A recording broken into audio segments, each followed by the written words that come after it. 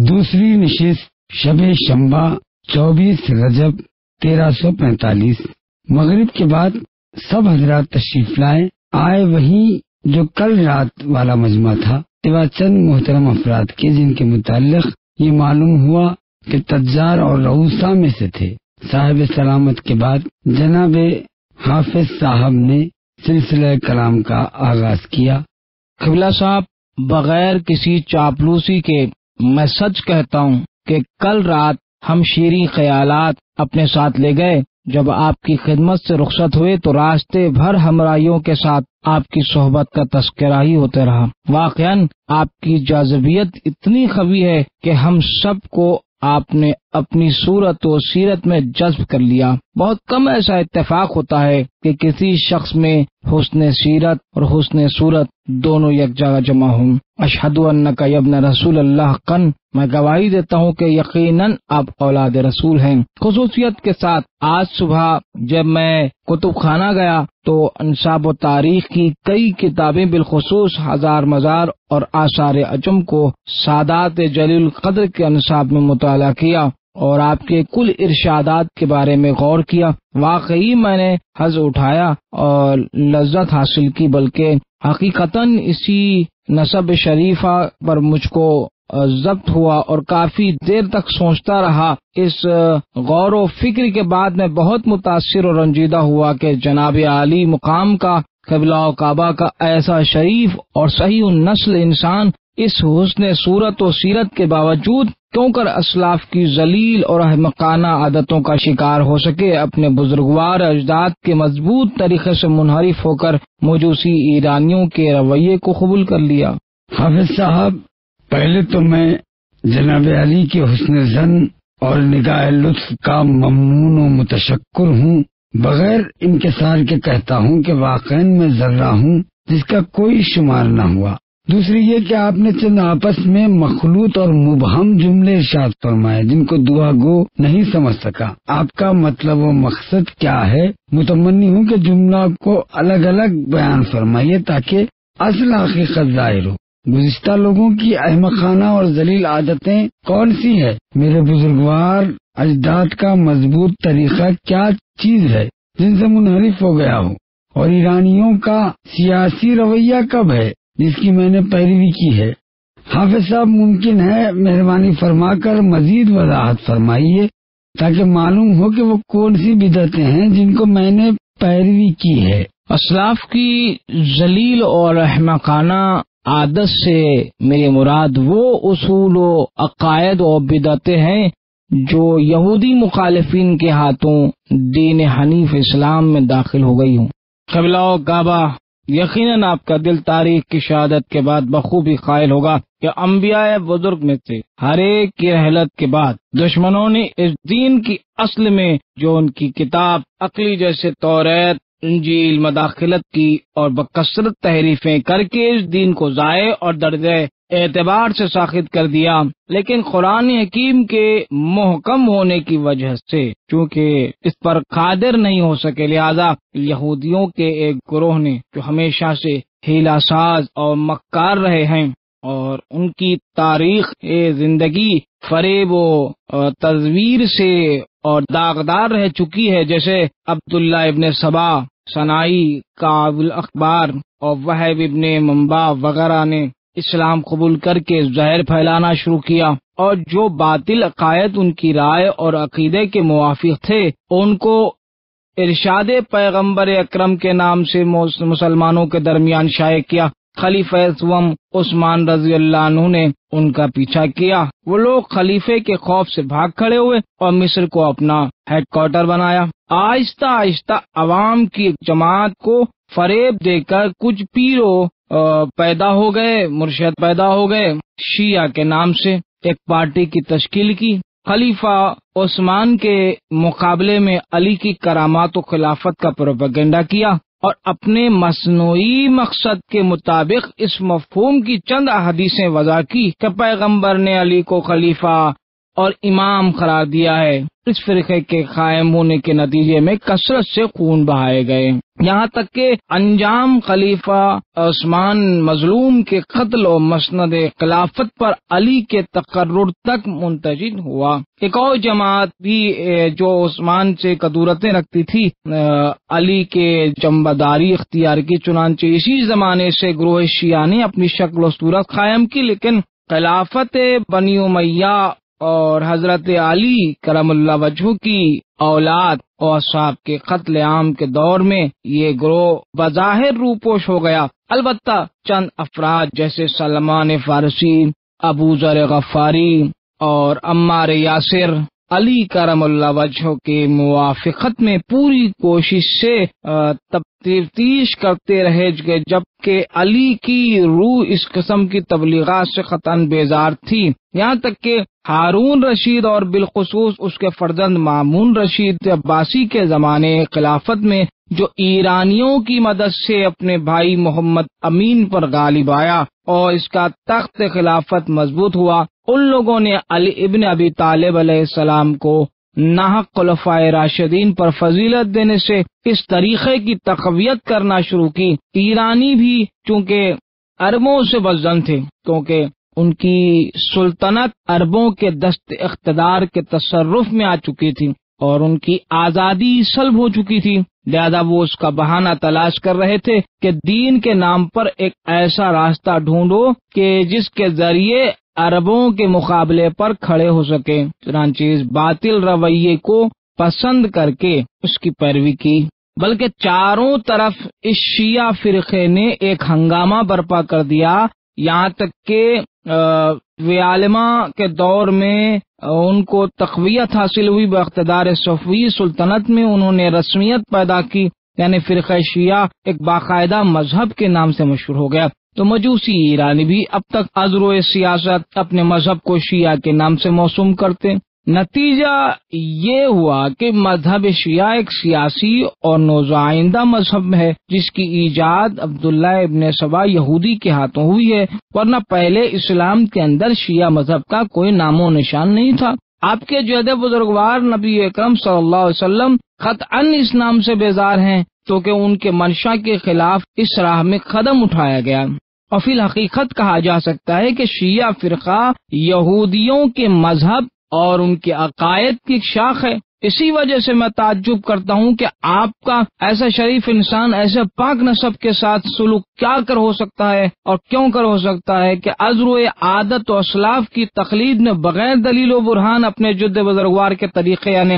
اسلام کے پاک دین کو چھوڑتے ہیں اور یہودی کے بدعتی رویے کو اختیار کرتے ہیں، حالانکہ آپ اس کے لیے سب سے زیادہ اولا اور احق ہیں کہ پوری صحیح کے ساتھ قرآن اور اپنے جد رسول اکرم صلی اللہ علیہ وآلہ وسلم کے خدا کی سنت اور پیروی در پیر رہیں، کہ اس پر عمل کرتے ہیں، اس کی اتباع کریں۔ میں نے دیکھا کہ اہل جلسہ اور ذی شرف ہندی مومنین خصوصاً پرجوش اور غیرت مند غزل باش حضرات جو ہندوستان کے بااثر شیعوں میں سے ہیں، جناب حافظ صاحب کے بیانات سے بہت جھنجھلاتے ہیں اور ان کے چہروں کا رنگ متغیر ہو گیا، چنانچہ میں نے ان کو تھوڑی سی نصیحت کی اور صبر و حوصلہ و تحمل کی تلقین کرتے ہوئے کہا کہ ایران میں یہ مثل مشہور ہے کہ شاہ نامے کا آخر اچھا ہے، لہذا صبر کرو، صبر خوشحالی کی کنجی ہے۔ حافظ صاحب، آپ کے ایسے ذی علم انسان سے یہ بعید تھا کہ گھڑی بونی محمل موہوم اور بے اصل باتوں سے استدلال کرتے جو سوا منافقین و خوارج و ناصبی اور اموی متعصب دشمنوں کے اور کسی کے لیے زیبا نہیں دیتا۔ اگر اجازت ہو تو مطلب واضح کرنے کے لیے وقت کا لحاظ کرتے ہوئے مختصراً طور پہ آپ کے بے بنیاد بیانات کا جواب پیش کروں تاکہ یہ معمہ حل ہو اور حقیقت ظاہر ہو جائے۔ قبلہ و کعبہ، فرمائیے، ضرور فرمائیے، میں آپ کی باتیں سننے کے لیے حاضر ہوں اور ہمیں تن سرگوش ہوں۔ حافظ صاحب، اول یہ کہ آپ نے دو بالکل بے ربط چیزوں کو اہم ایک دوسرے سے مخلوط کر دیا۔ اگر منافق ملعون عبداللہ ابن سبا یہودی، جس کی شیعہ حدیثوں میں شدید مذمت کی گئی اور علی علی الاعلان منافقین و ملعین میں شمار کیا گیا، چند روز تک حضرت علی علیہ السلام کی دوستی کا سہارا لیا اس نے، جو عام طور پر لوگوں پہ محبوب تھے، تو اس کو شیعہ امامیہ سے کیا ربط؟ اگر کوئی بھیڑیا بکری کی کھال اوڑھ کے یا چور روحانیت اہل علم کا لباس پہن کے ممبر اور محراب میں جلواگر ہو جائے اور اس کی طرف سے اسلام اور مسلمانوں کو نقصانات پہنچے، تو کیا آپ کا یہی فرض ہے کہ اصل علم اور روحانیت بدزن ہو جائے؟ سارے اہل علم کو چور اور ہر روپیہ کہنے کے لیے واقعاً آپ نے بے انصافی کی، جو شیعوں کے پاک مذہب کو ملعون عبداللہ ابن سبا سے وابستہ کر دیا۔ بہت تعجب کی بات ہے کہ آپ نے برحق شیعہ مذہب کو سبک کر کے سیاسی گروہ کا نام دیا۔ اس ملعون عبداللہ ابن سبا کے آثار میں ہے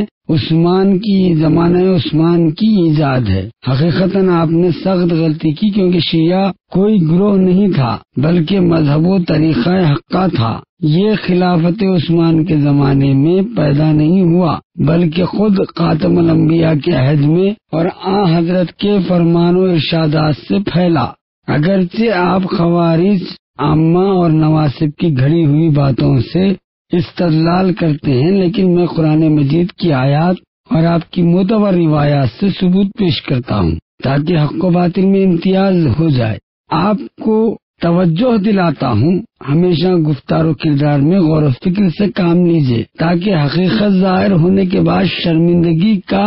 باعث نہ ہو۔ چنانچہ اگر اس دعا گو کے بیانات ناگوار خاطر نہ ہو تو اجازت دیجیے کہ آپ کی باتوں کا جواب دیا جائے تاکہ یہ معلوم ہو جائے کہ جو کچھ آپ نے فرمایا حقیقت اس کے خلاف ہے۔ ماشاءاللہ قبلہ، ماشاءاللہ، ضرور فرمائیے۔ اس جلسے کا انعقاد اور ہم لوگوں کے حاضر ہونے کا مقصد ہی یہی ہے نا قبلہ، کہ حقائق واضح ہوں اور شبہات رفع ہوں۔ ہم لوگ آپ کے استدلالی بیانات سے خطن رنجیدہ اور متنفر نہ ہوں گے۔ بسم اللہ قبلہ، بیان فرمایا۔ حافظ صاحب، آپ حضرات تو یہ جانتے ہیں کہ لغت میں شیعہ کے معنی پیرو کے ہیں۔ شیعۃ الرجل مرد کے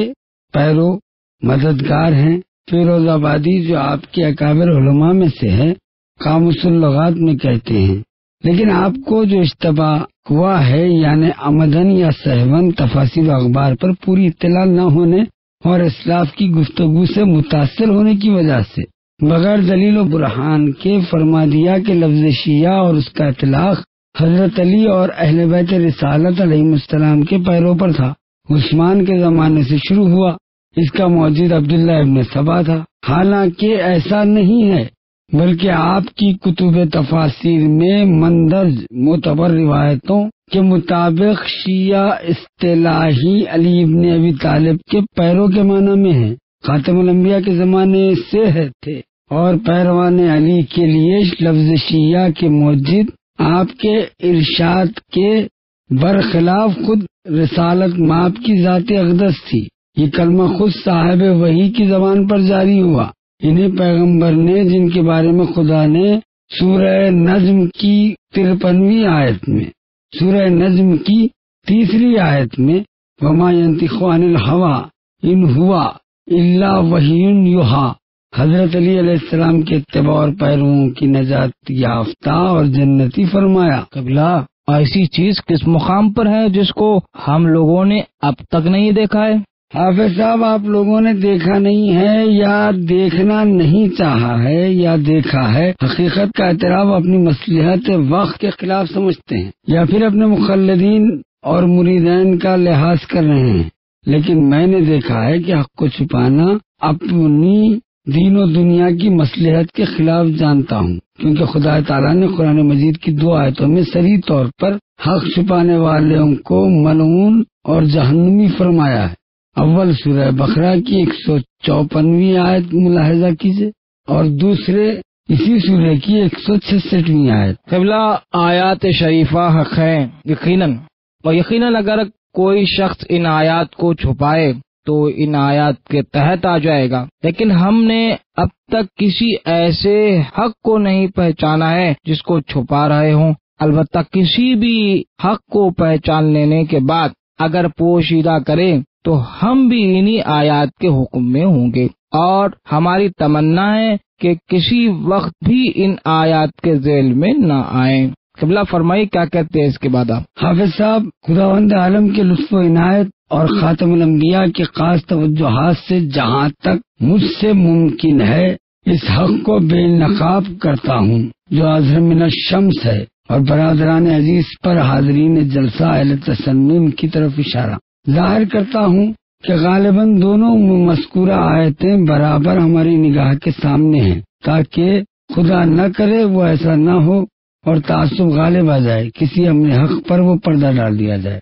قبلہ کعبہ، میں خدا کو گواہ کرتا ہوں جس وقت کوئی حق بات مجھ پر ظاہر ہو جاتی ہے تو میں بے جا حجت نہیں کرتا قبلہ، چونکہ آپ کو میرے ساتھ رہنے کا اتفاق نہیں ہوا اور میرے اخلاق سے واقفیت نہیں ہے کہ میں کیسا عزم رکھتا ہوں اور کوشش کرتا ہوں کہ خواہشات نفس پر غالب آ جاؤں۔ جب آپ دیکھیں گے کہ میں کسی بیان کے مقابلے میں خاموش ہو گیا ہوں تو سمجھ لیجیے گا کہ میں اسی موضوع میں پوری طریقے سے مطمئن ہو چکا ہوں۔ اگر میرے پاس بے جا حجت مغالطہ دیتے اور مطالب میں غالب رہنے کا کوئی حلا اور ہیلا وغیرہ نہ ہو، جب بھی میں مجادلہ نہیں کرتا ہوں۔ اگر ایسا کروں تو قطعاً ان دونوں آیتوں کی زد میں آ جاؤں گا نا قبلہ۔ اب میں آپ کے بیانات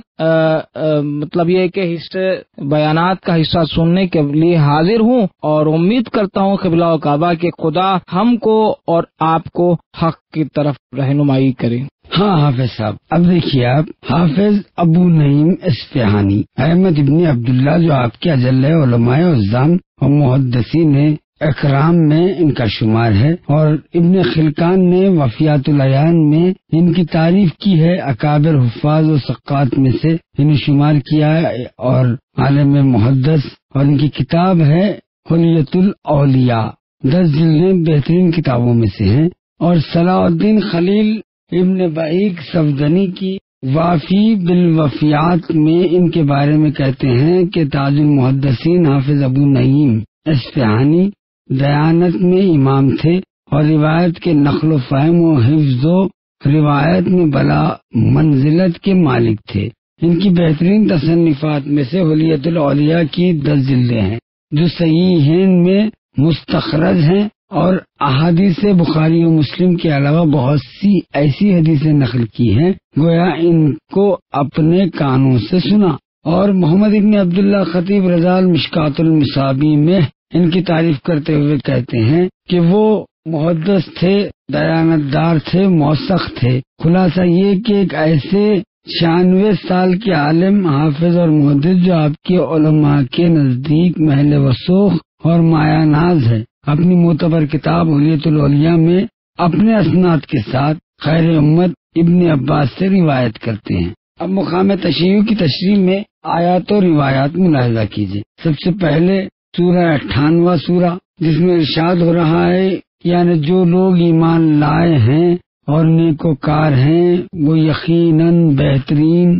اہل عالم ہیں، ان کی جزا خدا کے نزدیک بہشت عدن کے باغ میں جن کے درختوں کے نیچے نہریں جاری ہوں گی، وہ لوگ اسی بہشت میں ہمیشہ نعمات سے بہر اندوز ہوں گے، خدا ان سے راضی ہے، وہ خدا سے خوش ہیں۔ نازل ہوئی تو رسول اکرم نے حضرت علی ابن ابی طالب علیہ السلام سے خطاب فرمایا اور کہا، یا علی ہوا انتا وشیعتو کا یوم القیامت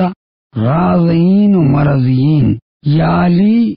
آیت مبارکہ میں خیر البریہ سے جو تمہارے شیعہ مراد ہیں، اور روز قیامت تک تمہارے شیعہ اس حالت میں آئیں گے کہ خدا تم سے راضی ہوگا اور تم بھی خدا سے راضی و خوشنود ہوں گے۔ اسی روایت کو جلال الدین سیوطی نے اپنی تفسیر در منصور میں لکھا ہے، اور ابو المعید موفق احمد خوارزمی نے مناقب کی 17ویں فصل میں حاکم ابو القاسم عبید اللہ الحقانی نے جواب کے مفسرین بزرگ کے فضل اعلام میں سے ہیں، کتاب شواہد التنزیل فی قواعد التفسیر میں، اور محمد ابن یوسف شافعی نے کفایت مطالب میں، اور سبت ابن جوزی نے تذکرہ قاص العامہ میں فی معرفت الائمہ کے صفحے 31 میں اور منذر ابن محمد انظر نے مخصوص طور پر حاکم نے روایت کی ہے، حاکم ابو عبداللہ حافظ نے جو آپ کے اکابر علماء میں سے ہے، ہم کو خبر دی ایسے اسناد کے ساتھ جو مرفوع ہیں۔ یزید ابن شراحیل انصاری کاتب حضرت امیر المومنین علی ابن ابی طالب علیہ السلام کی طرف کے، انہوں نے کہا کہ میں نے حضرت سے سنا کہ آپ نے فرمایا حضرت خاتم الانبیاء کی رحلت کے وقت حضرت کی پشت مبارک میرے سینے پر تھی۔ اس وقت فرمایا یا علی علم تسمع قول اللہ تعالی ان الذین آمنوا وعملوا الصالحات اولئک هم خیر البریہ وهم شیعتک وسعد وموعدکم الحوض اذا جتحت ام الحساب تدعونا غر الحجلین، یعنی اے علی تم نے یہ آیت شریفہ نہیں سنی؟ صاحبان ایمان و اعمال صالح اور خیر البریہ وہ تمہارے شیعہ اور تمہاری وعدہ گاہ حوض کوثر کے کنارے ہوں گی، جس وقت کل مخلوق حساب کے لیے جمع ہوگی تم یہ کہہ کے پکارے جاؤ گے، یعنی روشن اور سفید چہرے والوں۔ جلال الدین سیوطی نے جو آپ کی مایہ ناز علماء میں سے ہیں اور نویں صدی ہجری ان کو طریقہ اہل سنت جماعت کا مجدد مانا گیا، جیسا کہ صاحب فتح المقال نے لکھا اپنی تفسیر در منصور میں۔ ابو القاسم علی ابن حسن معروف ابن عساکر دمشقی سے جو فضلائے زمانہ میں سے ہے، آپ کے خاص علماء کے محل و وثوق میں، جیسا کہ ابن خلقان نے وفیات العیان میں اور علامہ زہبی نے تذکرۃ الحفاظ میں اور خوارزمی نے رضا المسند ابی حنیفہ میں اور طبقات شافعیہ میں اور حافظ ابو سعید نے اپنی تاریخ میں ان کی تعریف و توثیق کی ہے۔ ابن عساکر کو فخر شافعیہ اور اپنے زمانے میں امام اہل حدیث تھے، کثیر العلم، عزیز الفضل ثقہ تھے۔ انہوں نے لکھا اس آیت کی تفسیر میں، یعنی قسم اس کی جس کے قبضے میں میری جان ہے، یہ مرد اشارہ علی کی طرف ہے اور اس کے شیعہ قیامت کے روز نجات یافتہ ہوں گے۔ علی اور علی کے شیعہ قیامت کے دن کامیاب ہوں گے۔ یہ خیر البریہ کی تفسیر میں خود جلال الدین سیوطی نے لکھا، اور اسی تفسیر میں ابن عدی سے روایت کی ابن عباس خیر امت نقل کیا۔ انہوں نے کہا کہ خدمت رسول میں تھا، آیت مذکورہ نازل ہوئی، رسول اللہ نے حضرت امیر المومنین علی ابن ابی طالب علیہ السلام سے فرمایا کہ تعانی انت و شیعتک یوم القیامہ راضین مرضین، یعنی تم اور تمہارے شیعہ قیامت کے روز اس صورت سے آئیں گے کہ خدا تم سے راضی ہوگا اور تمہارے چاہنے والوں سے راضی ہوگا۔ مناقب خوارزمی فصل نہم میں بسند جابر ابن عبداللہ انصاری نقل کیا ہے۔ انہوں نے کہا کہ رسول اللہ کی خدمت میں تھا، حضرت علی علیہ السلام ہم لوگوں کے پاس آئے، حضرت نے فرمایا خدعکم اخی، یعنی تمہاری طرف آیا میرا بھائی۔ اس کے بعد کعبے کی طرف رخ کیا اور علی کا ہاتھ پکڑ کے فرمایا والذی نفس بیدیہ ان ھذا وشیتہ ہم الفائزون، یوم قیامت یعنی قسم اس خدا کی ہے جس کے قبضے میں میری جان ہے، علی اور اس کے شیعہ قیامت کے روز کامیاب ہونے والے ہیں۔ پھر فرمایا کہ یہ علی تم سب سے پہلے ایمان لائے ہو، عہد خدا میں تم سب سے زیادہ باوفا ہو، رعایا کے درمیان تم سب سے زیادہ انصاف کرنے والے ہو اور تم سب سے زیادہ عادلانہ تقسیم کرنے والے ہو، پروردگار کے نزدیک تم سب سے زیادہ ان کا مرتبہ بلند ہے۔ اسی وقت مذکور آیت نازل ہوئی۔ اس کے بعد حضرت علی کسی مجمع کے اندر آتے تھے تو اصحاب پیغمبر کہتے تھے جائے خیر البریہ، یعنی تمام لوگوں سے بہتر انسان آیا ہے۔ نیز ابن حجر نے سواقع مورخہ میں اور ابن اسیر نے نہائیہ میں جلد سوم میں آیہ شریفہ کی شان نزول میں یہی روایت نقل کی ہے۔ جب اس کے علاوہ ابن حجر نے سوائق کے باب میں حافظ جمال الدین محدث محمد ابن یوسف زندنی نے آپ کے فحول و فقہاء علماء میں سے ہیں نقل کیا ہے کہ اس آیت مذکورہ رسول اللہ اکرم نے حضرت علی سے فرمایا کہ یا علی تمہارے شیعہ کل مخلوقات سے بہتر ہے اور تم اور تمہارے شیعہ قیامت کے روز اس حالت سے آئیں گے کہ خدا تم سب سے راضی ہوگا، تمہارے دشمن غصے میں بھرے ہوئے آئیں گے اور ان کے ہاتھ گردنوں سے بندھے ہوں گے۔ پھر امیر المومنین نے عرض کیا کہ میرا دشمن کون ہے؟ فرمایا جو شخص تم سے بیزاری اختیار کرے اور تمہارے اوپر لعن کرے۔ علامہ سمہودی جواہر العقدین میں حافظ جمال الدین زندنی مدنی نے اور نور الدین محمد احمد مالکی مکی مشہور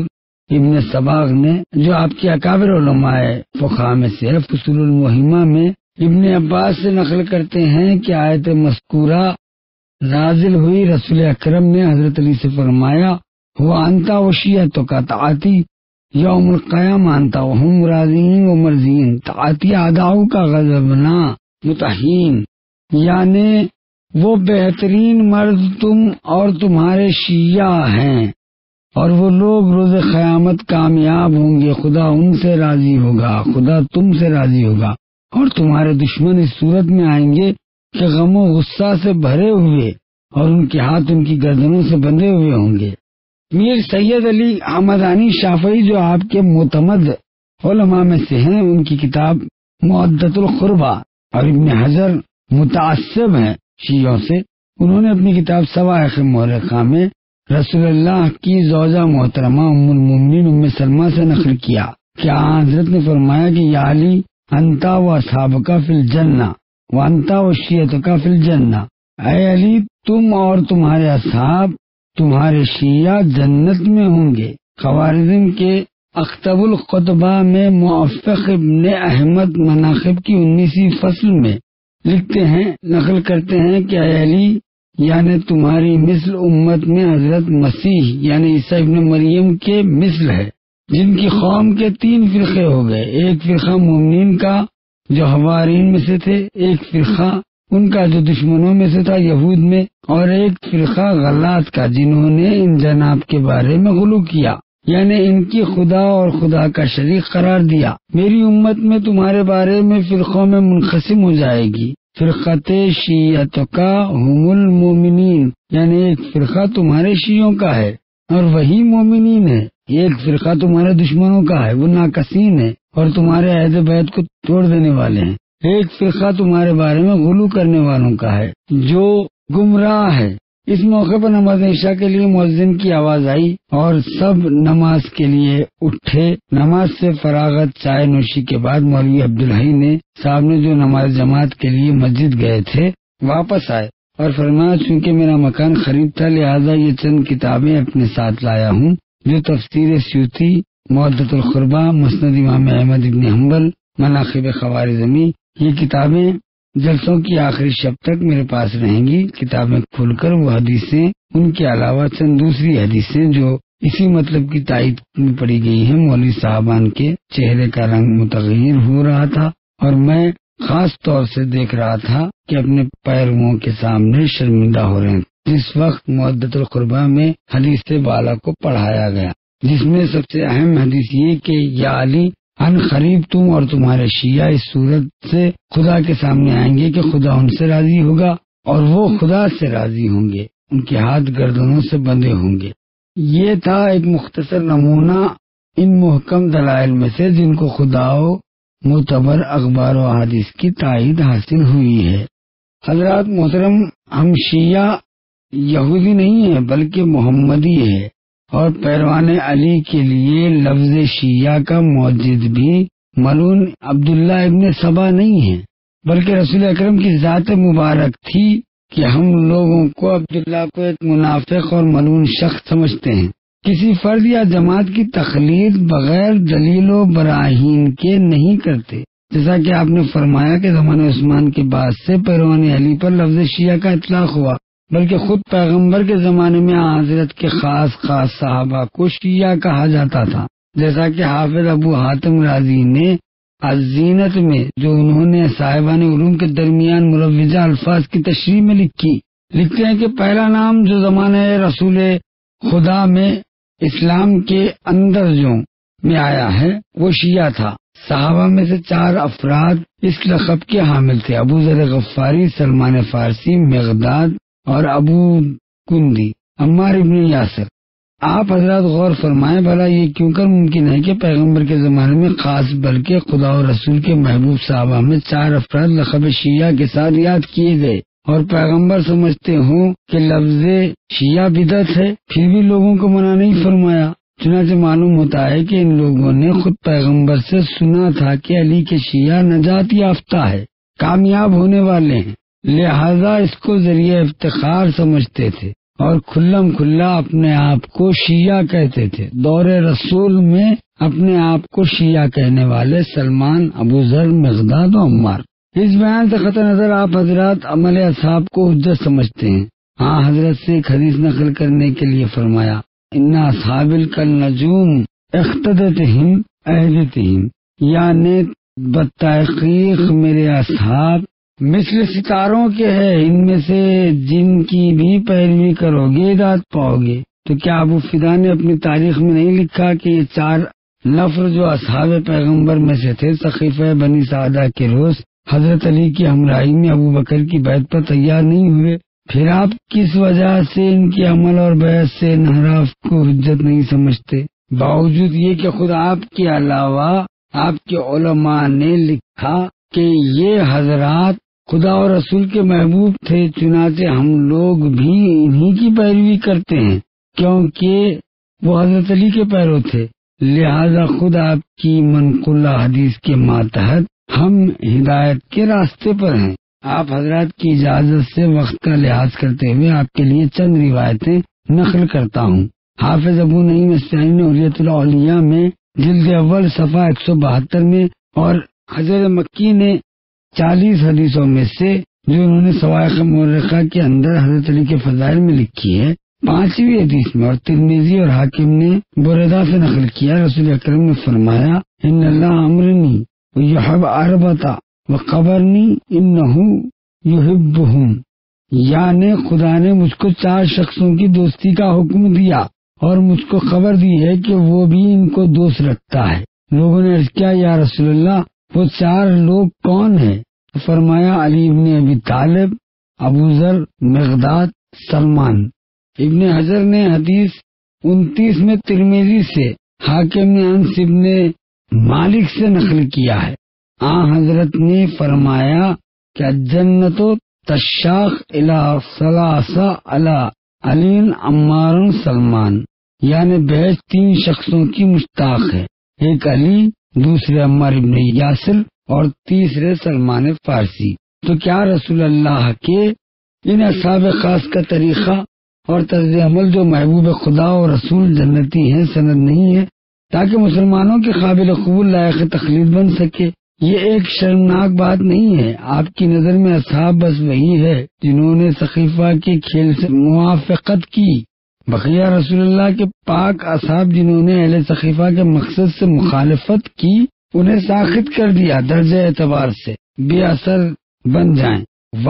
اور اسی صورت میں بہتر یہ تھا کہ جو حدیث آپ حضرات نے نقل کی ہے اس کو عمومیت کے ساتھ نہ کہتے بلکہ کہتے ہیں کہ انا بعض اصحاب النجوم، تاکہ اس مصیبت میں گرفتار نہ ہو، ہم لوگوں کو بھی دائرہ ہدایت سے خارج نہ کہہ دیں۔ لیکن آپ نے جو یہ فرمایا کہ شیعہ مذہب ایک سیاسی مذہب ہے اور مجوس ایرانیوں نے عربوں کی سلطنت و اقتدار سے جان بچانے کے لیے اس کو سیاست کی نظر سے قبول کیا، تو آپ نے بڑا ظلم کیا، بغیر توجہ غور و فکر کے اسلاف کی پیروی میں ایسا فرما دیا، اس لیے کہ میں اس سے قبل ثابت کر چکا کہ شیعہ ایک اسلامی مذہب ہے اور ایک ایسا طریقہ ہے جس کو خود پیغمبر اکرم نے خدا کے حکم سے امت کے سامنے رکھا۔ کئی روایتیں سلسلے میں نے پیش کی ہے جو آپ نے ملاحظہ کیا۔ ہم لوگ حضرت ہی کے حکم سے امیر المومنین حضرت علی ابن ابی طالب علیہ السلام اور ان کی اولاد طاہرین علیہ السلام کی پیروی کرتے ہیں اور حق کی امید ہیں ان ہدایت کے مطابق جو ان حضرات نے ہم کو دیے ہیں۔ ہم ان پر عمل کرتے ہیں اور اپنے کو نجات کا مستحق سمجھتے ہیں، بلکہ جن لوگوں نے بغیر رسول اللہ کی کسی چھوٹی ہدایت کے سقیفے کی بنیاد قائم کی، البتہ وہ سیاسی تھے نہ کہ پیغمبر کے ارشاد سے عطرت طاہرہ کی پیروی کرنے والے، کیونکہ عطرت طاہرہ اہل بیت رسالت کی پیروی کے لیے تو حضرت سے ہدایت مل چکی ہے۔ آپ کی معتبر کتابوں میں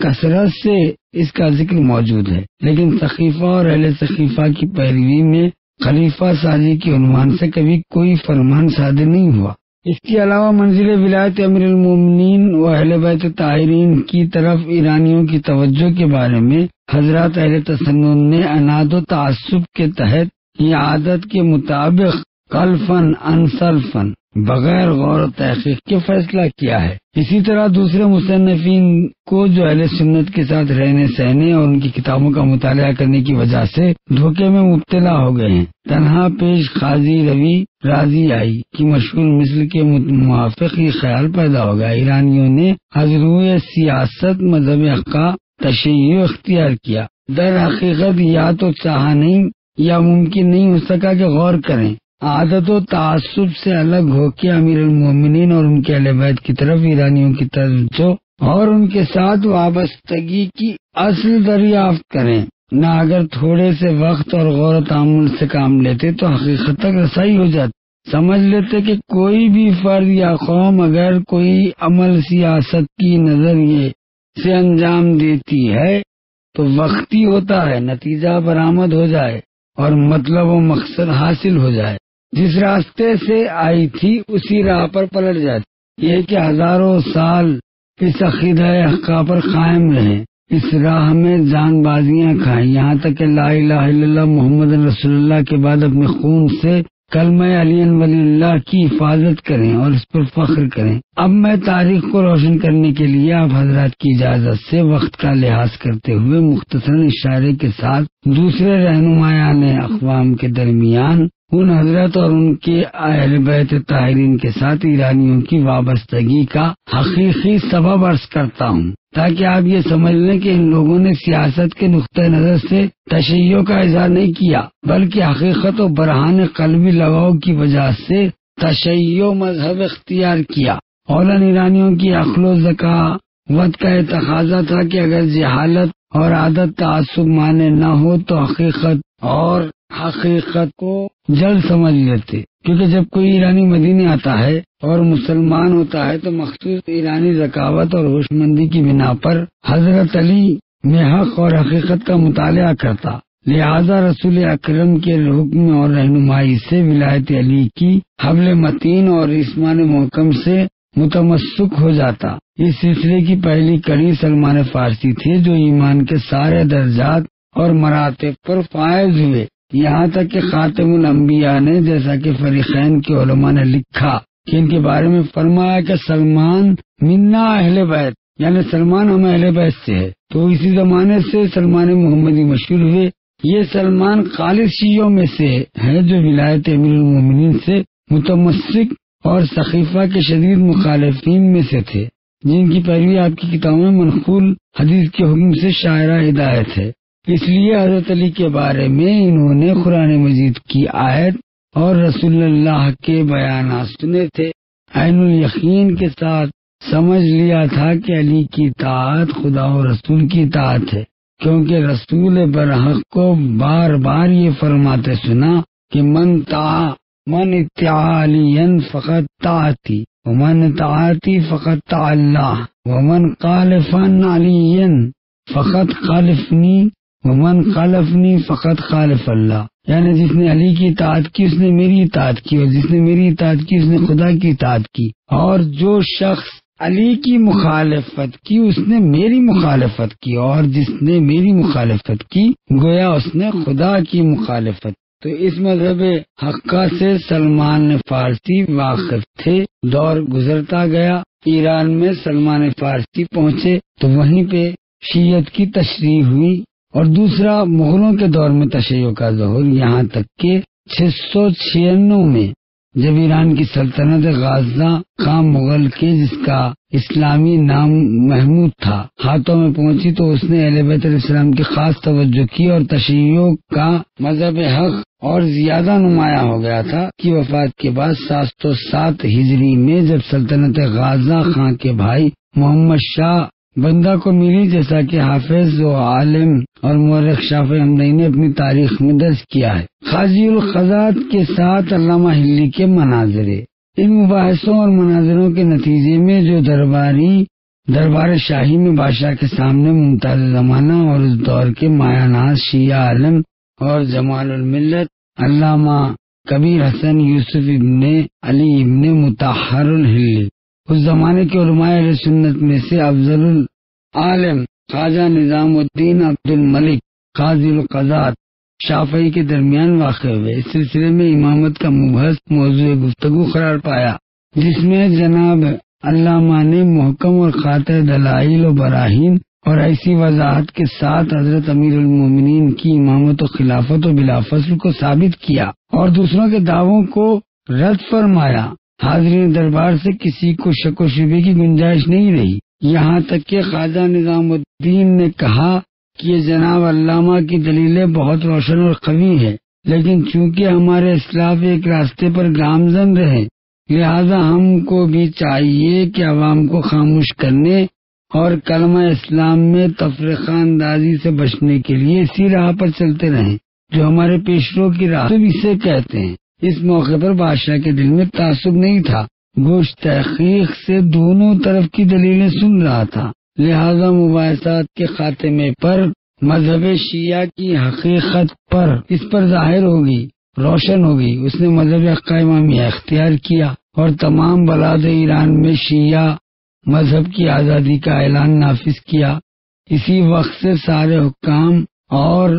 دلالتوں کو گورنروں کو اطلاع دے دی کہ ساری مسجدوں اور مذہبوں میں حضرت علی امیر المومنین علی ابن ابی طالب علیہ السلام اور ائمہ تعلیم علیہ السلام کے نام خطبے میں پڑھے جائیں۔ حکم دیا کہ دیناروں پر 3 متوازی سطروں پر، دیواروں پر، میناروں پر 3 متوازی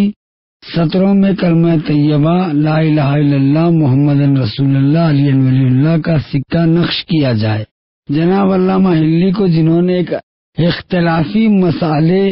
حل کرنے کے لیے ہلا سے بلوایا تھا، اسی کی بنا پر اس ہلے میں مناظرے کا دروازہ کھل گیا اور تشیع کی حقیقت ظاہر ہوئی۔ اپنے پاس ٹھہرا لیا اور آپ کے لیے مدرسہ صباح تعمیر کروایا اور طالبان علوم آپ کے گرد جمع ہو گئے۔ چونکہ آپ بلا تخیہ کھلم کھلا حقائق کو بیان فرماتے تھے، لہذا بے خبر لوگوں نے بھی تاریخ امامیہ کا پتہ لگا لیا۔ ولایت کا آفتاب درخشاں ہوا اور اسی زمانے میں مذہب حق کا شیعہ کی روشنی جہالت و نادانی کا پردہ چاک کر کے ظاہر ہوئی اور پھیل گئی۔ اسلامی نسلی تفاقرات کو جڑ سے کاٹ دیا۔ پہلے سے آپ کے جملے اول کا جواب عرض کرتا ہوں تاکہ آپ ہم لوگ اصل مطلب تک پہنچے۔ آپ نے جو یہ فرمایا کہ تم حجازی، مکی اور مدنی ہو کر ایرانی بھائیوں کی طرفداری کس لیے کرتے ہو، یہ بدی یہی بات ہے۔ مجھ کو اپنے مکی، مدنی اور محمدی ہونے پر فخر ہے، لیکن تسلی تعصب جو جہالت اور نادانی کے آثار میں سے ہے اپنے دل میں نہیں رکھتا ہوں، اس لیے کہ میرے جد حضرت خاتم الانبیاء نے باوجود یہ کہ ہر ملت کی قومیت اور تینت کی حفاظت ملحوظ رکھی، جملہ حب الوطن من الایمان کے ساتھ ہر قوم و ملت کو محب وطن کی ہدایت کی ہے۔ لہذا حضرت نے انسانوں کے اتحاد و ہر فرد بشر کے دل سے ہر طرح کے بیہودہ خیالات دور کر دیے، دور کر دیے۔ جو بڑے قدم اٹھائے ہیں ان میں سے ایک یہ بھی تھا کہ نسلی تفاخرات اور جاہلانہ تعصبات کو کلی طور پر پیغمبر اکرم نے ختم کر دیا۔ سارے فسادات اور لڑائیاں نسلی تفاخرات کی بنا پر ہوتی ہے۔ انسان کی تمام فتنہ و فساد جنگ و جدال نہیں، نسلی تفاخرات اور جاہلانہ تعصبات کی بنا پر۔ جرمنی کے باشندے کہتے ہیں کہ آرین اور جرمنی نسل سب سے بلند ہے۔ جاپانی کہتے ہیں کہ سرداری کا حق ان کی زرد نسل کو حاصل ہے، اور یورپ والے کہتے ہیں کہ سفید فام لوگ حاکم اور سب کے اوپر افسر ہیں۔ امریکہ کے متمدن ممالک اب تک سیاہ فام لوگ اجتماعی حقوق سے محروم ہیں، یہاں تک کہ سفید فاموں کے کیفے، سینما اور مہمان خانوں میں داخل ہونے کا حق نہیں ہے، اور سیاہ فام عیسائی کو سفید فاموں کے کلیسا میں داخل ہونے کی اجازت نہیں ہے۔ تعجب خیز بات یہ ہے کہ عبادت گاہ بھی ہے، ایک دوسرے کے برابر بیٹھے ہیں، بیٹھنے کے حقدار نہیں ہے۔ تو سیاہ کھال کے علماء اور افاضل اگر سفید کھال کے دانشمندوں کے جلسوں میں جاتے ہیں تو ان کا فرض ہے جوتے اتارنے کی جگہ بیٹھیں، تو ان کو سفید فاموں کے سامنے علم و ہنر کا اظہار نہیں کرنا چاہیے۔ ایک بوڑھے سیاہ فام عالم کو چاہیے کہ سفید فام جو ان کے سامنے تعظیم بجا لائے، مطیع و فرما بردار ہے۔ سفید فام اساتذہ سیاہ فاموں کو اپنے مدرسوں میں داخل ہونے نہیں دیتے، یہاں تک کہ ریلوے اسٹیشنوں پر اگر کوئی سیاہ فام چھوٹ گیا تو اس کو سفید فاموں کے مسافر خانوں میں گھسنے کا اختیار نہیں۔ خلاصہ یہ کہ امریکہ میں سیاہ فام لوگ جو باوجود یہ کہ کوششوں کے ان لوگوں کی آزادی کے لیے عمل میں لائی جائے حیوانات میں شمار ہوتے ہیں، اور سفید فام کی طرح وسائل تمدن سے فائدہ نہیں اٹھا سکتے ہیں، لیکن مقدس دین اسلام نے سارے بیہودہ اور موہوم عقائد کو 1300 سال پہلے ہی درمیان سے اٹھا دیا۔ یہ ساری باتوں کو اسلام نے ختم کر دیا۔ اس کا اعلان یہ ہے کہ سب مسلمان آپس میں بھائی بھائی ہیں، چاہے جس نسل اور قبیلے سے تعلق رکھتے ہو۔ یورپ، ایشیا، امریکہ، افریقہ کے مسلمانوں کا فرض ہے کہ ایک دوسرے کے لیے خلوص و محبت کا آغوش کھلا رکھیں، اور دنیا کے جس مقام پر بھی ہمیشہ ایک دوسرے کے یار و غم گسار ہے، اسلامی، حجازی، مکی، مدنی مسلمانوں اور ممالک کے مسلمین میں کوئی فرق نہیں کرنا چاہیے۔ چنانچہ اگر میری نسل حجازی، قریشی، ہاشمی، محمدی ہے تو جائز نہیں ہے کہ سچی بات کو چھپاؤں اور محمل خیالات کی بنا پر حق کو پس پشت ڈال دوں۔ میں قطعی طور پر حجازی گمراہی سے منتفر اور ایرانی شیعوں کا دوستدار ہوں۔ دوسری چیز یہ کہ آپ نے ایرانی غالیوں کو بغیر کسی مناسبت اور دلیل برہان کے پاک اور بعض موحد خالص شیعوں کے ساتھ مخلوط کر دیا۔ غالیوں کے عقائد، ان کی مذمت اور لعن بر عبداللہ ابن سبا امیر المومنین علی علیہ السلام کے شیعہ سب کے سب حق تعالیٰ کے خالص بندے ہیں، اور خدا اس کے بندے اور رسول محمد کے مطیع و فرمانبردار ہے۔ علی ابن ابی طالب کے بارے میں پیغمبر نے جو کچھ ارشاد فرمایا اس کے علاوہ اور کچھ کہتے ہیں، نا عقیدہ رکھتے ہیں۔ ہم لوگ حضرت علی کو پروردگار کا عبد صالح اور رسول اکرم کا وسیع اور خلیفہ منصوص سمجھتے ہیں۔ جو شخص اس کے خلاف عقیدہ رکھتا ہے اس کو مردود اور اپنے سے الگ جانتے ہیں۔ جیسے مسلمانوں میں غلط از قبیل سایہ، خطابیہ، غرابیہ، علیہ، بفضلیہ، انہی کے مثال جیسے نصیریہ جو ایران کے بعض شہروں اور قریوں میں ہیں، دوسرے بلاد میں مثل موصل اور شام کے اہل حق کے نام سے متفرق طور پر آباد ہے۔ شیعہ بالعموم ان سے علیحدہ اور ان کو کافر اور مرتد نجس سمجھتے ہیں۔ فقہ کی ساری کتابوں اور عملیے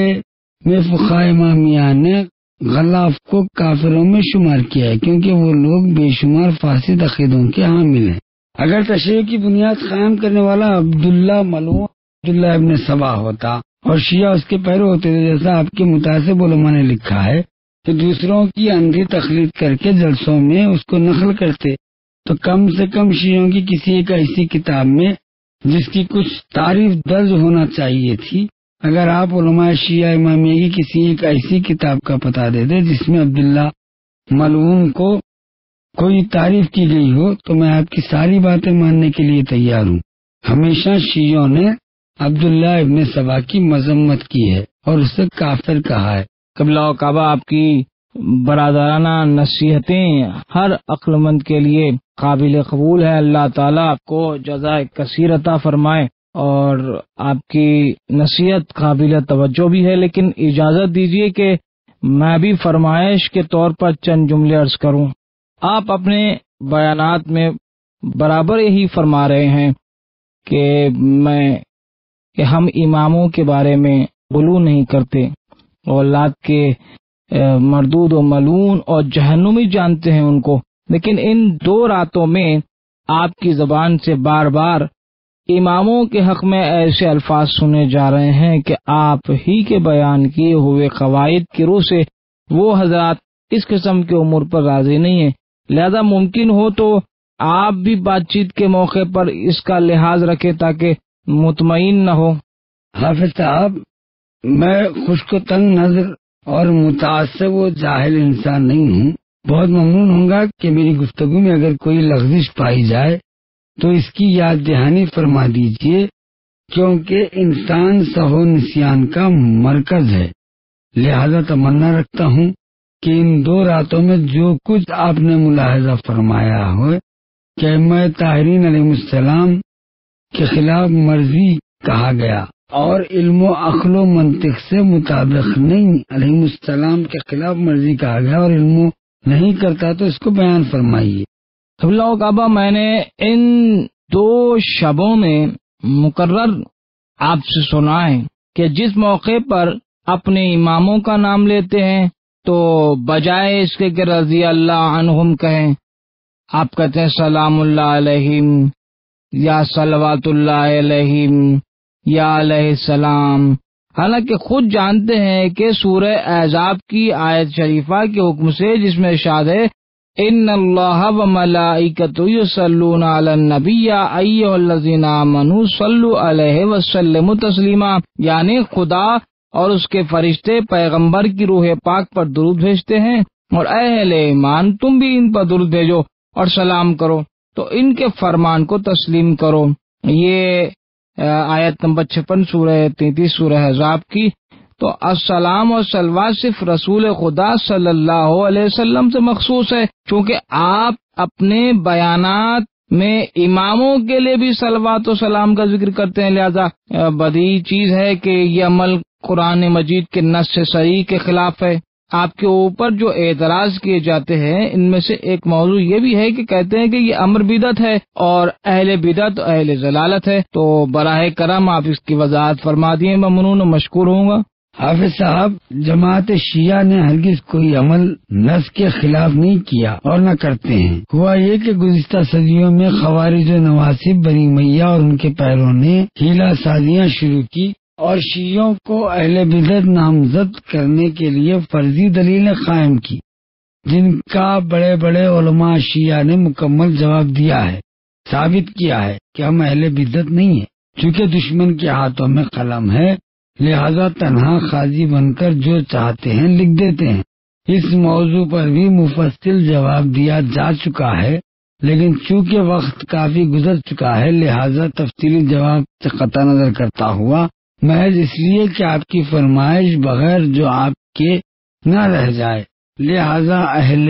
جلسہ اور میرے برادران عزیز کے سامنے حقیقت امر سے مشتبہ نہ رہے، مختصر طور پہ عرض کیے دیتا ہوں۔ اول تو یہ کہ اس آیت میں کسی دوسرے پر سلام و صلوات بھیجنے کو منع نہیں کیا گیا ہے، یہ بات غور سے سنیں کہ دوسرے پر صلوات و سلام بھیجنے پر منع نہیں کیا گیا، فقط یہ حکم دیا کہ مسلمانوں کو لازم ہے کہ حضرت پر صلوات بھیجے۔ دوسرے جس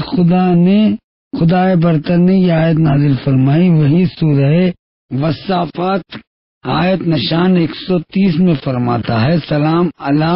آل یاسین، یعنی سلام ہو یاسین کی آل پر۔ خاندان رسالت کی اہم خصوصیات سے ایک یہ بھی ہے کہ قرآن مجید میں ہر جگہ مخصوص طور پر انبیاء کرام کو سلام فرماتا ہے، سلام علی نوح فی العالمین، سلام علی ابراہیم، سلام موسیٰ و ہارون، لیکن کسی مقام پر اولاد انبیاء کے لیے سلام نہیں آیا ہے سوائے اولاد خاتم الانبیاء کے، جن کے لیے ارشاد ہوا ہے سلام علی آل یاسین۔ یاسین کے معنی اور یہ کہ سین پیغمبر علیہ السلام کا نام مبارک۔ آپ کو معلوم ہے کہ قرآن مجید میں پیغمبر کے 12 ناموں میں سے 5 نام امت کے مزید معرفت کے لیے ذکر کیے گئے، اور وہ 5 مقدس اسماء محمد، احمد، عبداللہ، نون، سین، اور سورہ نشان 36 کے شروع میں فرماتا ہے یاسین والقرآن الحکیم، یا حرف ندا ہے اور سین حضرت کا نام ہے، تو حضرت کی ظاہری و باطنی معتدل حقیقت اور مساوات پر اشارہ ہے۔ نواب صاحب کہتے ہیں کہ قبلہ و کعبہ، اس کا کیا سبب ہے کہ حروف تہجی میں سین حضرت صلی اللہ علیہ وسلم کا نام مبارک قرار پایا ہے؟ جواب عنایت فرمائے۔ نواب صاحب، میں نے عرض کیا کہ حضرت صاحب کے عالم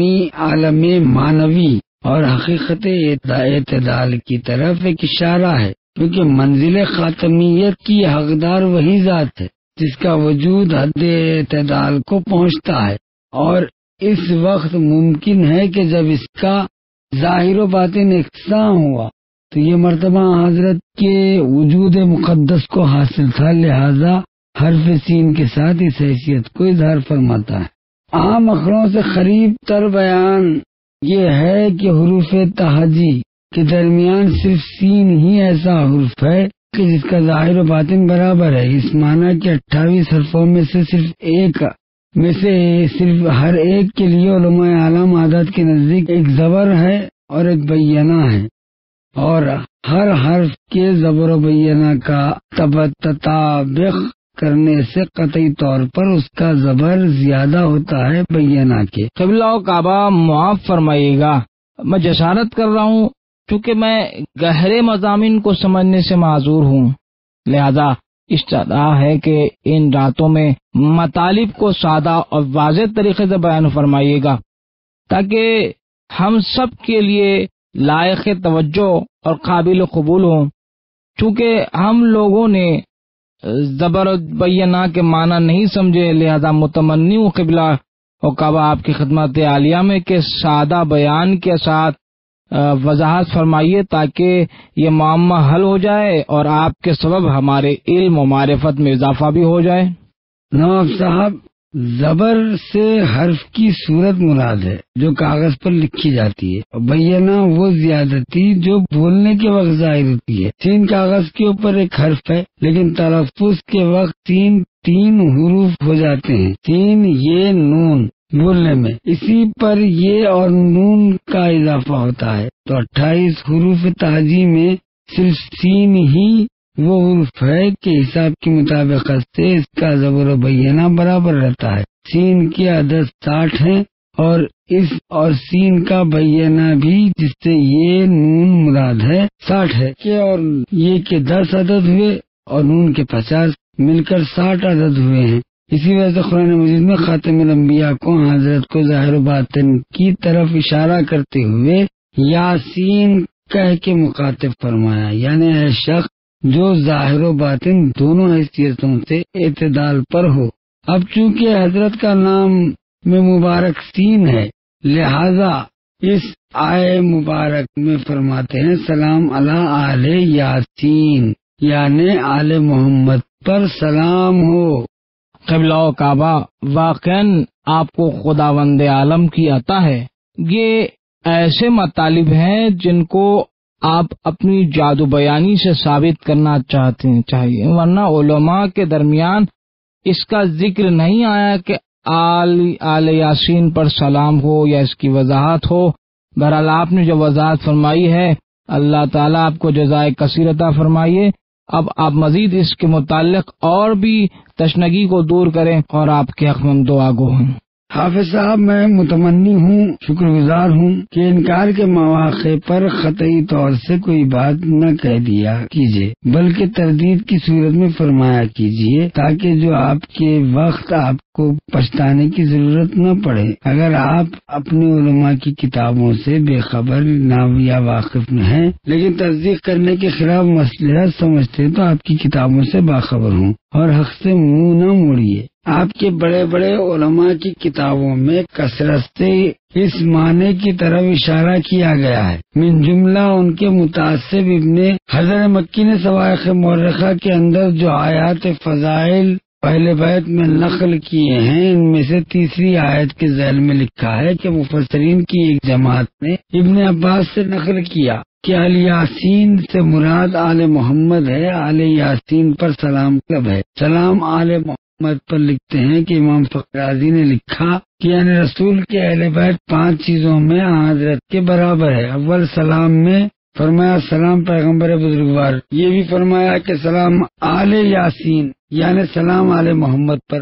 دوسرے صلوات میں، تشہد میں، نماز میں، تیسرے طہارت میں خدا تعالیٰ نے فرمایا کہ طٰہٰ یعنی اے طاہر، حضرات کے بارے میں آیت تطہیر نازل فرمائی، چوتھے تحریم صدقے میں کیونکہ پیغمبر اور ان کے اہل بیت پر صدقہ حرام ہے، پانچویں محبت میں کیونکہ خدا تعالیٰ نے فرمایا اے محمد امت سے کہہ دو کہ میں تم سے کوئی اجر اور مزدوری نہیں چاہتا سوائے یہ کہ میرے اقربا اور اہل بیت سے محبت کرو۔ سید ابوبکر ابن شہاب الدین علوی کتاب رشفۃ الساوی من بحر فضائل النبی الحادی کے باب اول صفحہ 24 پر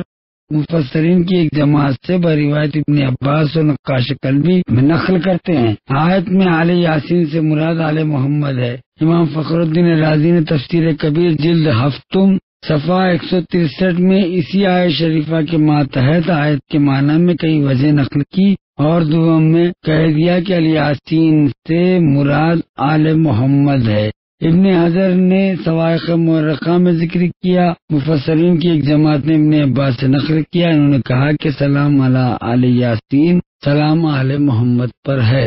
لیکن اہل بیت پر صلوات بھیجنا تو یہ ایک ایسا امر ہے جو فریقین کے درمیان مسلم ہے، یہاں تک بخاری و مسلم میں بھی صحیحین میں تصدیق کرتے ہوئے پیغمبر نے فرمایا کہ میرے اور میرے اہل بیت کے درمیان صلوات میں جدائی نہ ڈالو۔ آل محمد پر صلوات بھیجنا سنت اور تشہد نماز میں واجب ہے۔ مخصوص طور پر بخاری اپنی صحیح کی جلد صوبہ میں، مسلم اپنی صحیح کی جلد اول میں، سلیمان بلخی حنفی نے جناب المعدد میں، ابن حجر نے ایسے متعصب صواعق مورخہ میں آپ کے دوسرے بڑے علماء کعب ابن عجاز سے نقل کرتے ہیں کہ جب آیت ان اللہ و ملائکتہ یصلون علی النبی نازل ہوئی ہے تو ہم لوگوں نے عرض کیا کہ یا رسول اللہ آپ پر سلام کرنے کا طریقہ تو ہم کو معلوم ہوا، لیکن کیفا یصلی علیکہ، ہم آپ پر صلوات کیسے پڑھیں، کس طرح پڑھیں؟ تو حضرت صلی اللہ علیہ وآلہ وسلم نے ارشاد فرمایا اللہم صلی علی محمد و آل محمد، اور دوسری روایتوں میں بھی ہے کما صلیت علی ابراہیم و آل ابراہیم انک حمید مجید۔ علامہ فخر الدین رازی تفسیر کبیر میں لکھتے ہیں کہ رسول اکرم سے لوگوں نے سوال کیا کہ آپ پر کس طرح سے صلوات پڑھے، تو آپ نے فرمایا اللہم صلی علی محمد و آل محمد۔ ابن حجر نے تھوڑے سے لفظی اختلاف کے ساتھ یہی روایت حاکم سے نقل کی ہے، اس کے بعد ظاہر کیا ہے کہ آل محمد پر صلوات اس طرح پڑھیں کہ اللہم صلی علی محمد و آل محمد۔ اس کے علاوہ علامہ دلیمی سے نقل ہے کہ رسول اکرم نے فرمایا الدعاء محجوب بحتی صلی علی محمد و آلہ، یعنی دعا پردے میں رہتی ہے اور قبول نہیں ہوتی جب تک محمد و آل محمد علیہ السلام پر درود نہ پڑھی جائے۔ امام شافعی نقل کرتے ہیں، انہوں نے کہا یا اہل بیت رسول اللہ جکم فرض من اللہ فی القرآن انزلہ کفاکا من عظیم القدونکم من لم یصلی علیکم صلاۃ لہ، یعنی اے اہل بیت رسول دوستی خدا نے قرآن مجید میں واجب کی ہے، تمہاری بزرگی منزلت اور مرتبے کے لیے کافی ہے، جو شخص تم پر صلوات نہ بھیجے اس کی نماز ہی قبول نہیں ہوتی۔ امام شافعی نے کھلا کہہ دیا ہے کہ جو درود میں تشہد میں آل محمد پر درود نہ بھیجے تشہد کے فوری بعد تو اس کی نماز قبول نہیں ہوگی۔ مراد تشہد نماز میں صلوات ہے، جس کو اگر عمدن ترک کر دیں تو نماز باطل ہو جائے گی، یہ امام شافعی کا قول ہے۔ رسول اکرم کے اس ارشاد کے پیش نظر الصلاۃ عمود الذین عن قبل تو قبل ما سواہا وانا وردادا وما سواہا، یعنی نماز دین کا نگہبان ہے اور ستون ہے، اگر نماز قبول ہو جائے تو اس کے علاوہ دوسرے اعمال بھی قبول ہو جاتے ہیں۔ اگر نماز نہ ہو جائے تو دوسرے اعمال بھی رد ہو جائیں گے۔ تمام اعمال کی قبولیت نماز سے وابستہ ہے، اور جو روایتیں پیش کی گئی ہیں ان پر نظر کرتے ہوئے نماز کی قبولیت محمد وآل محمد علیہ السلام پہ صلوات بھیجنے کے لیے رکھی گئی ہے اور اسی پر منحصر کیا گیا ہے، اور امام شافعی نے یہی کہا۔ سید ابوبکر شہاب الدین علوی نے کتاب شیفتہ الساوی بحر فضائل النبی والحادی میں لکھتے ہیں، جس کی صفحے 29 اور 35 پر دیکھ لیں کہ محمد وآل محمد علیہ السلام پر صلوات بھیجنے کے وجوب میں کئی بیانات درج کیے ہیں، اور دلائلی نے نسائی سے، دارقطنی نے، ابن حجر نے کیا، امام بیہقی نے، ابو بکر طرطوس نے، انہوں نے ابو اسحاق مروزی سے اور سمودی سے اس طرح سے راویان کی ایک طویل فہرست ہے جس میں لکھا ہے کہ نماز کے تشہد میں محمد و آل محمد پر درود بھیجنا واجب ہے۔ چونکہ وقت کافی گزر چکا ہے لہذا مفصل بیان سے قطع نظر کرتا ہوں، فیصلہ آپ حضرات کے پاک ضمیر پر چھوڑتا ہوں۔ چنانچہ آپ حضرات ان کی تصدیق فرمائیں۔ اہل بیت پیغمبر درود و سلام بدعت نہیں، اہل بیت علیہ السلام پر درود و سلام بدعت نہیں ہے۔ یہ بدیہی بات ہے کہ جو ہستیاں اس حکم میں خاتم الانبیاء سے قدر قریب ہیں، ذکر ہے، غیروں پر مخدوم ہے، ان کا دوسروں پر قیاس کرنا اور دوسروں کو ان کے اوپر ترجیح دینا سوائے مفاہت اور جہالت یا تعصب و بے خبری کے اور کیا ہے۔ اس موقع پر چونکہ آدھی رات سے زیادہ رات گزر چکی تھی اور بعض حاضرین جلسہ کے چہرے پر کول ہندی کے، بعض حاضرین جلسہ کے چہروں پر نیند کے آثار ظاہر تھے، لہذا ہم لوگوں نے نشست کو ختم کر دیا اور چائے نوشی اور اس اقرار کے بعد کہ کل شب میں ذرا سویرے تشریف لائیں گے، سب حضرات متفرق ہو گئے۔ اس طرح دوسری نشست بھی تمام ہوئی۔